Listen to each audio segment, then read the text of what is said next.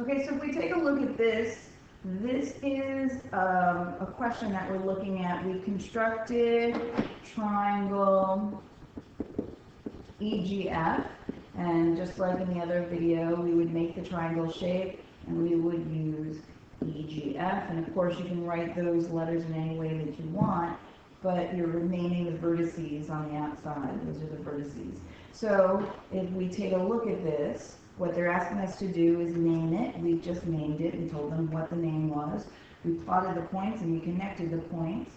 E was negative 8, 8. So we went 1, 2, 3, 4, 5, 6, 7, 8. And then we went up 8.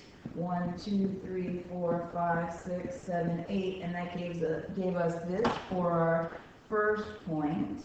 The next was negative 2, 5, so 1, 2, and then 1, 2, 3, 4, 5, and that's this point here. You'll hear me counting positive numbers as I go towards the left, but those are negative numbers. So this is negative 1, negative 2, and these are positive 1, 2, 3, 4, 5. The reason why I'm doing that is for me, it's easier. I know which direction I'm going in. If you're having trouble, please name it correctly. And then finally, our last point, G, was negative 7, 2. So we would go over 7 points to the left.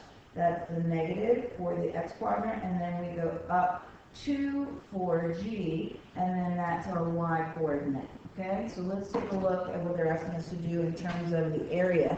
Because for this one, it is a little tricky. We need to do something about this one because we don't have the lines on the lines that are here on the coordinate plane. So we have to draw a shape around this. So constructing, deconstructing, we've got to draw a line around this. So the shape I'm going to draw around this is going to be a rectangular shape.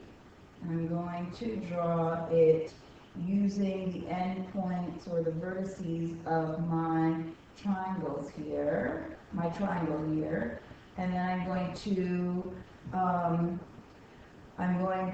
this is with that idea of decomposing and composing, and I'm going to compose a rectangular shape around here. So if we take a look at this, we have 3 triangles that are around here. We have this triangle here, this second triangle here, and this third triangle here.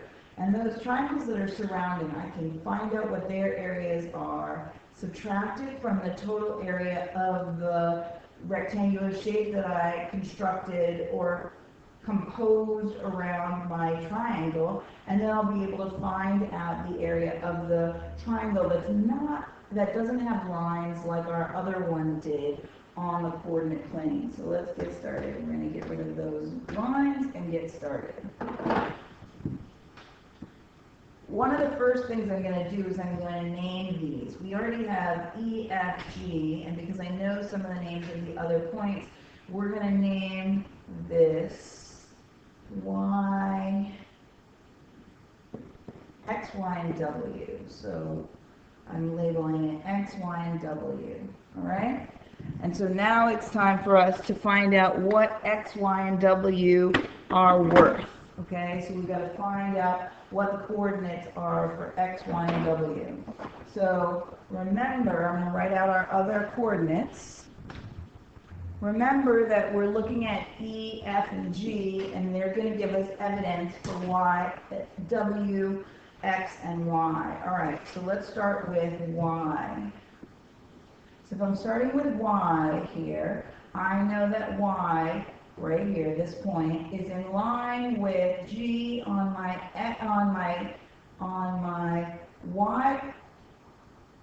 y-axis, but it's also in line with E up here on my x-axis. Okay? So what I'm going to do is I'm going to